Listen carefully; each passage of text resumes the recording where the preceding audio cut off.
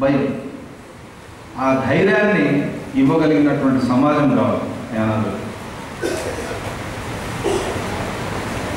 కాబట్టి యానాదులకు ఉన్నటువంటి హక్కులు, ప్రధానంగా జీవనోపాధికి సంబంధించినటువంటి హక్కుల్ని ముందు మనం సమకూర్చుకొని మనకు ఉన్నటువంటి అవకాశాలు, ప్రభుత్వం ఉన్నటువంటి అవకాశాలంతా ఎడ్యుకేట్ చేయాలి. జనాలకు ఎడ్యుకేట్ చేసి ప్రశ్నించే గుణాన్ని, మాట్లాడగలిగినటువంటి గుణాన్ని, సంఘటితమైనటువంటి గుణాన్ని. సార్, ఏజెన్సీ ప్రాంతాల్లో అంటే ఇతర గిరిజనులకి ఇక్కడ ఉన్నటువంటి గిరిజనులకు తేడా ఏంటంటే, ఏజెన్సీ ప్రాంతాల్లో తాండాలు ఉంటాయి, వాళ్ళే అక్కడ ఉంటారు.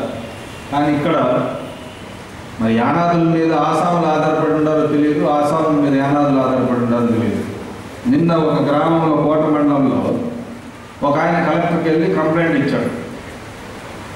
అయ్యా, దయ్యాలు ఉన్నాయని చెప్పి యానాదులు వెళ్ళిపోతున్నారు కాలనీ వదిలేసి. ఆ కంప్లైంట్ ఇచ్చిన ఆయన పెద్ద దయ్యం.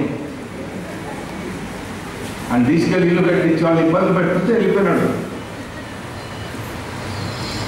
మరి చూసేవాళ్ళకేమో అంటే చాలామంది మహానుభావులు యానాదులు సాయం చేసిన వాళ్ళు ఉన్నారు.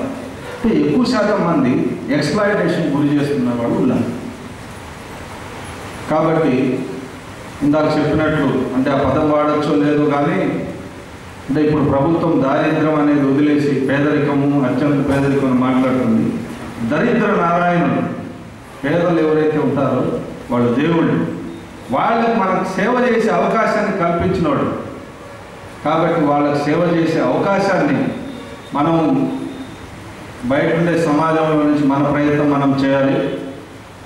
విత్ ఇన్ ద కమ్యూనిటీ, యానాదుల్లో ఉన్నటువంటి యువత మీరు ముందుకొచ్చి మీ హక్కుల గురించి మీరు మాట్లాడే దిశలో మీరు బలోపేతమై ముందుకు పోవాలని చెప్పి నేను కోరుకుంటూ, నేను బతుకున్నంత కాలము అంటే మా సంస్థ ఉన్నా లేకపోతే సంస్థలు శాశ్వతం కాదు, స్వచ్ఛంద సంస్థలు, ప్రజలు ప్రభుత్వం శాశ్వతం.